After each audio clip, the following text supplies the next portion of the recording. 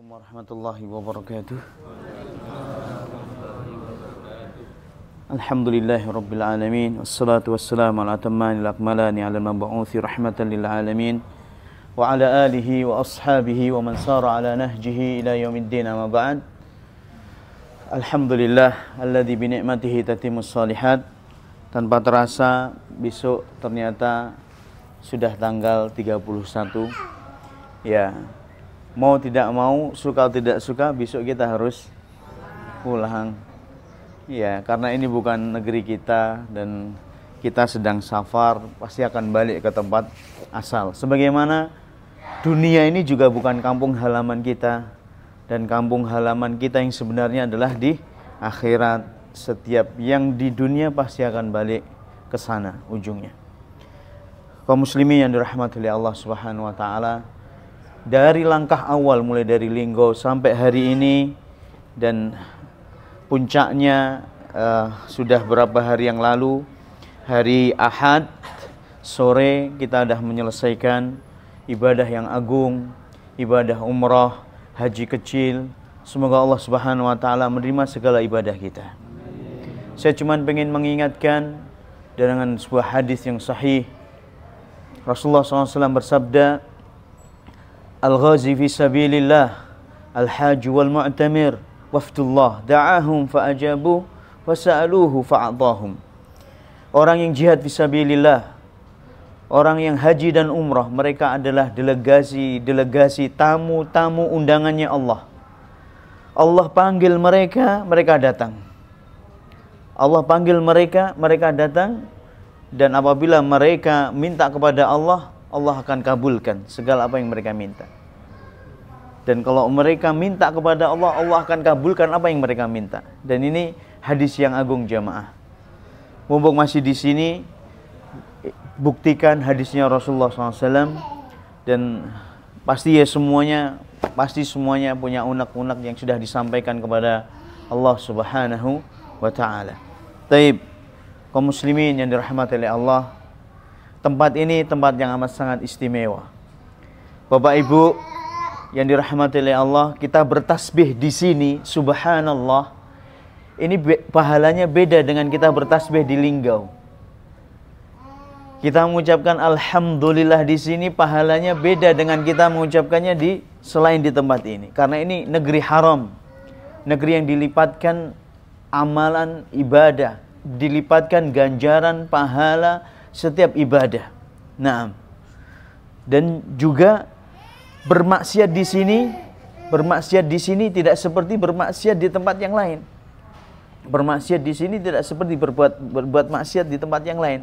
Maksiat di sini juga dilipat gandakan dosanya. Nah, ini makanya wa man yu'azzim sya'airallah fa innaha min taqwal qulub. Barang siapa yang mengagungkan syiar-syiarnya Allah, di antara syiarnya Allah adalah negeri Mekah ini.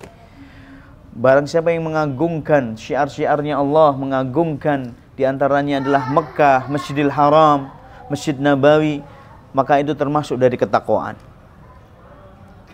Taib, Rasulullah SAW bersabda, salat sekali di sini jamaah, as-salatu fil Masjidil Haram ta'dilu mi'ata alfi salah.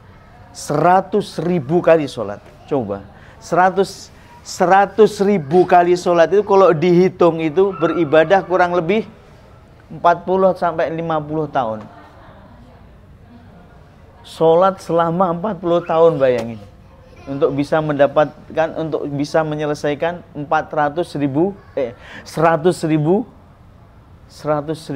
kali sholat. 100.000 membutuhkan waktu 40 tahun kita untuk mengerjakannya. Nah, Masya Allah. Dan ini tolong jangan disia-siakan. Sholat yang bagaimana Ustadz? Ya, sholat semuanya. Sholat sunnah, sholat wajib, dan ibadah-ibadah yang lainnya, sedekah, berzikir, baca Al-Quran di sini tidak seperti baca Al-Quran di Indonesia. Luangkan waktu untuk baca Al-Quran, luangkan waktu untuk sholat duha, luangkan waktu untuk qiyamul lail. Dan Masya Allah, saya lihat jamaah, Masya Allah, pagi-pagi sudah ke Masya Allah, ke haram. Alhamdulillah. dan tidak bingung. Nah, jadi luar biasa. Atau bingung? Ada yang tersesat ya? Enggak lah. Insya Allah enggak, mudah sekali di sana. Baik. Alhamdulillah, dan ini kesyukuran yang patut kita terus basahi bibir-bibir kita dengan mengucap alhamdulillah. Jutaan manusia pengen ke sini, tapi nggak semuanya mendapatkan kemudahan dari Allah Subhanahu wa taala, dan Allah panggil kita sekali lagi, ya jamaah, kita banyak hutang kesyukuran kepada Allah Subhanahu wa taala. Wa in ta'uddu ni'matallahi la tuhsuha. Kok kalian ingat-ingat nikmatnya Allah, kalian hitung-hitung nikmatnya Allah, kalian tidak akan mampu menghitungnya. Fa bi ayyi ala'i rabbikuma tukadziban. Dalam surat apa ini? Ar-Rahman, diulangi kurang lebih 28 kali jemaah. Allah mengingatkan kita, nikmat Tuhanmu yang manakah yang kau dustakan? Nikmat Tuhanmu yang manakah yang kau dustakan? Diulangi kurang lebih 28 kali dalam satu surat, bayang. Masya Allah. Sekali lagi jemaah, ya kita terus memperbaharui kesyukuran kita kepada Allah. Syukur dengan lisan kita, syukur dengan hati kita, syukur dengan anggota badan kita.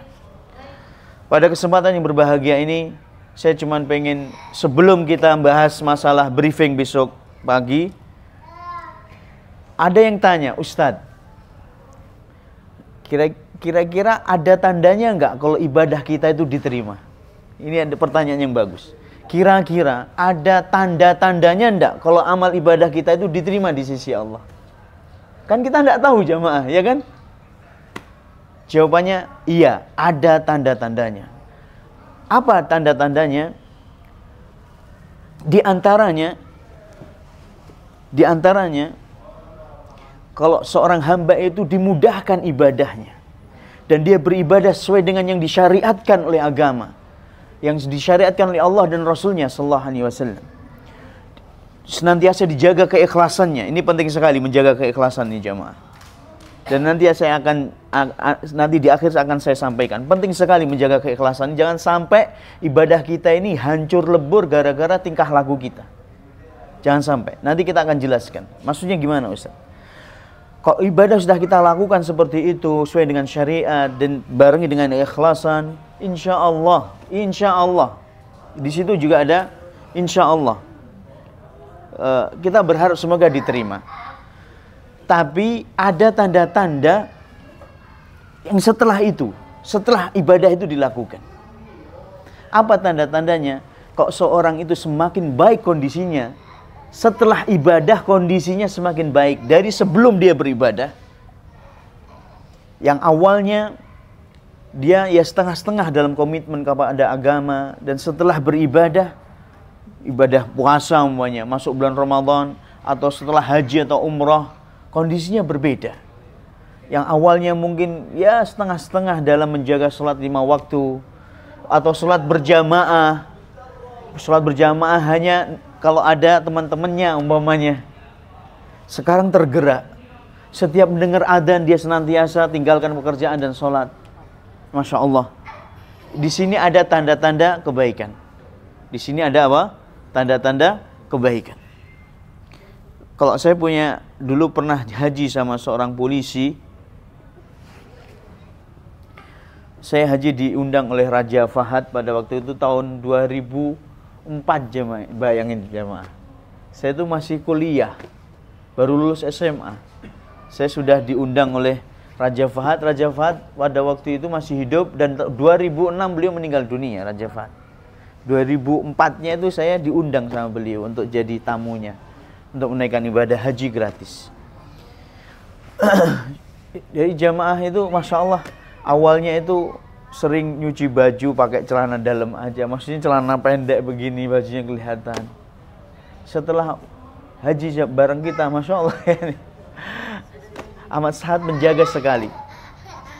Tahu sendirilah sebagian orang mungkin ya pergaulannya mungkin bebas segala macam. Tapi setelah selesai dari ibadah ini, Masya Allah ya, ini menjaga banget. Tutur katanya terjaga, ibadahnya dijaga. Dan ini insya Allah jadi tanda-tanda. Bagi seorang wanita mungkin di sini coba ini ibu-ibu coba. Ibu-ibu tahu orang Saudi, wanita Saudi itu yang mana? Kan banyak ini. Orang Saudi itu yang mana? Saya tanya sama ibu-ibu ini. Yang di Masjidil Haram itu yang Saudi itu yang mana? Wanita Saudi. Iya, yang hitam-hitam dan pakai apa? Cadar. Cadarnya bukan cadar kayak gini glambreh begitu, enggak. Cadarnya itu yang kelihatan matanya aja. Itu kebanyakan orang Saudi. Kebanyakan orang Saudi. Dan cadar, jilbab itu bukan adat istiadatnya orang Saudi, bukan. Itu syariat apa? Agama. Nah, saking ada sebagian ibu-ibu itu ya pengen kayak akhwat Saudi gitu. Ketika sampai sini pakai cadar, ketika pulang dibuka lagi gitu. Dikiranya ini pakaiannya orang Saudi, bukan. Inilah syariat gitu. Menutup cadar itu bagian dari syariat. Meskipun hukumnya berselisih, ada yang mengatakan wajib, ada yang mengatakan sunnah. Cuman di sini memang itu sudah dijadikan oleh negara, dijadikan peraturan. Jadi di tempat kerja, tempat kuliah itu wajib mahasiswi itu pakai apa? Cadar. Nah, seperti itu jemaah.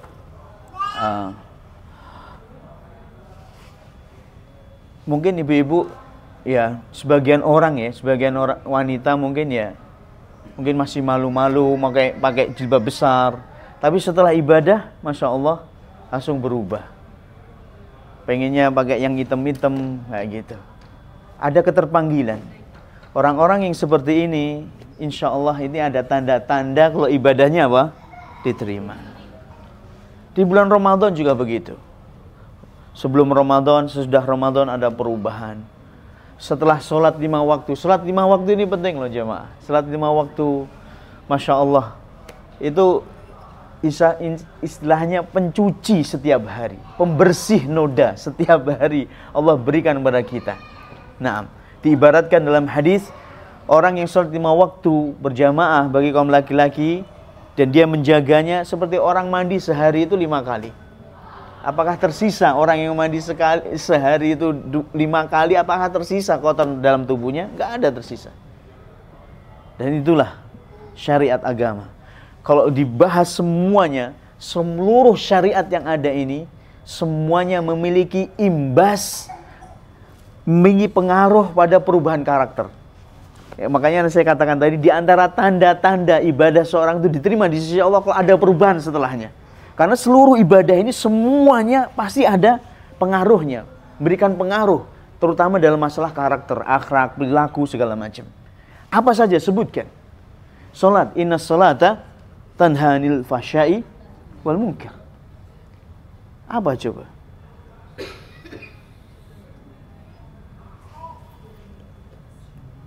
Apa? Wassaumu junnah. Puasa itu adalah perisai. Coba bapak-bapak dan ibu-ibu ingat tuh masa waktu puasa Ramadan. Rasanya kalau ngomong-ngomong yang sia-sia tuh kelihatannya kayak ada yang ngontrol gitu di dalam itu. Mau gibahin orang itu ada yang ngontrol. Luar biasa. Wassaumu junnah. Rata seluruh ibadah seperti itu. Jadi harapan besar saya setelah ibadah ini harus ada perubahan pada diri kita. Harus ada perubahan diri kita. Tidak mungkin kita belajar hanya cuman hari ini atau 4 hari yang lalu atau selama 7 hari bersama kita. Tidak. Habis di Linggau belajar. Hadir di majelis ta'lim. Kemarin pada berebut untuk bisa masuk ke Raudhah, ya kan? Antara mimbar dan rumahku, Raudhatun min riyadil jannah. Taman dari taman surga. Ternyata di Linggo itu ada taman surga loh. Cuman kita tidak tahu. Di Palembang tuh banyak sekali taman-taman surga. Sesuai dengan disabdakan oleh Rasulullah SAW. Ada hadisnya. Linggo berarti disebut Ustaz, taman surga. Iya, disebut. Bahkan gak cuma Linggo, di mana-mana. Taman surga itu ada. Apa? Sabda Rasulullah SAW, idza ra'aitum raudatan min riyadil jannah farda'u. Kalau kalian menjumpai taman dari taman surga, singgahlah. kok kalian menjumpai taman dari taman surga, singgahlah. Para sahabat bertanya, "Wa ma raudatul jannati ya Rasulullah?" Apa maksudmu dengan taman surga ini ya Rasulullah? Majalisud dzikr, majalisul ilm. Majlis-majlis ilmu. Majlis-majlis yang mana Allah diagungkan, syariatnya dipelajari. Allah disebut-sebut, Rasulullah SAW dimuliakan. Maksudnya agamanya, syariatnya dipelajari dan dimuliakan. Ini juga termasuk dari Raudatul Jannah. Jadi apa ini di sini berarti? Majelis apa? Majelis ta'lim. Majelis ta'lim. Farda'u, singgahlah kalian, kata Rasulullah SAW. Masya Allah. Kalau pengen mendapatkan pahala haji dan umroh di Linggo, bisa, nggak mesti harus ke Kuba.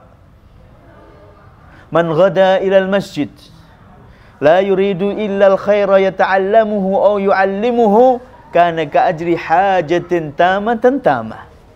Barang siapa yang pergi ke masjid, dia niat pergi ke masjid untuk belajar atau mengajar orang, untuk belajar agama atau mengajari orang apa? Ilmu agama. Ilmu agama ini hanya khusus ilmu agama.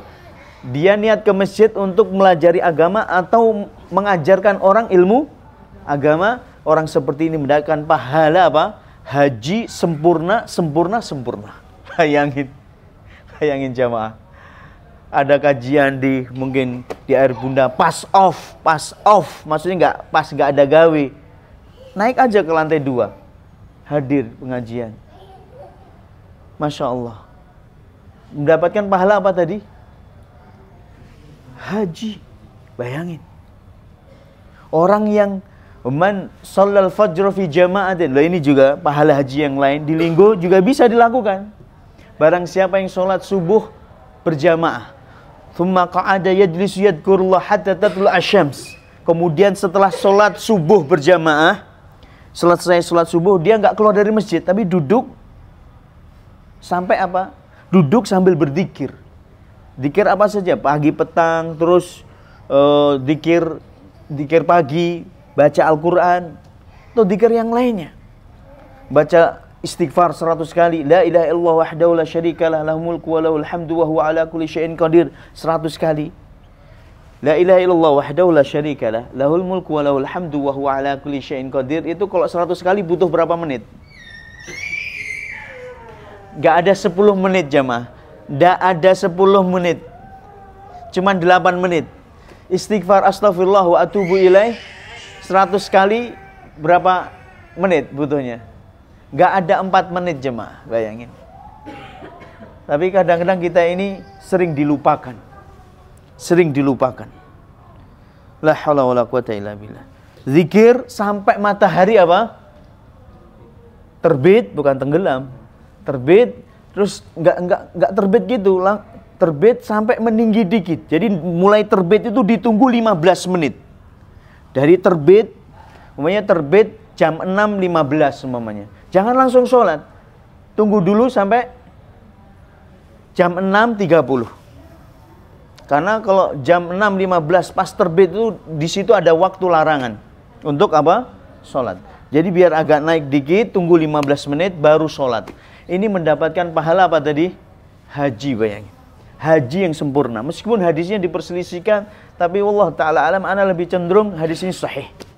Nah, hadisnya sahih. Wallahu ta'ala alam. Intinya jamaah mau beribadah nggak cuma di sini. Dilanjutkan ibadah ini yang bangun malam, masya Allah tadi malam bisa sholat malam, bisa sholat tahajud, bisa sholat witir. Nanti sampai Linggo jangan berhenti jamaah.